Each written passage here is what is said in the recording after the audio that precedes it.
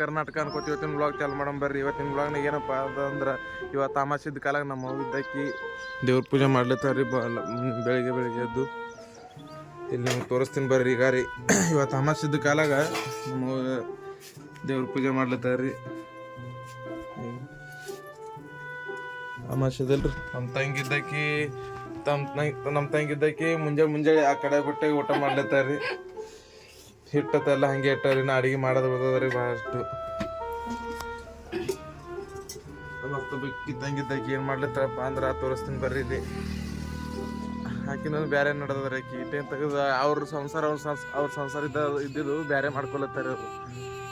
ಈಗ ನೋಡ್ರಿ ಅವ್ರ ಮನೆ ನಮ್ಮ ಮತ್ತೊಬ್ಬಕಿ ತಂಗಿದ್ರಿ. ಇಲ್ಲಿ ತಮ್ಮ ಸಂಸಾರ ತಾವು ಬೇರೆ ಮಾಡ್ಕೊಳತ್ತಾರ್ರಿ, ಬೇರೆ ಆಗ್ಲತ್ತಾರ್ರಿ. ಅವ್ರ ಮನೆ ಇದ್ರಿ ಇದು ಅದ್ರಿ.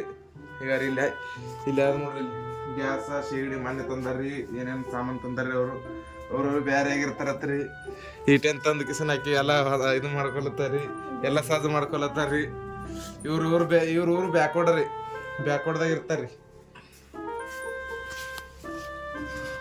ಏನ್ ಮಾಡ್ಲತ್ತಿರ್ ಹೇಳ್ಬೇಡ್ರಿ.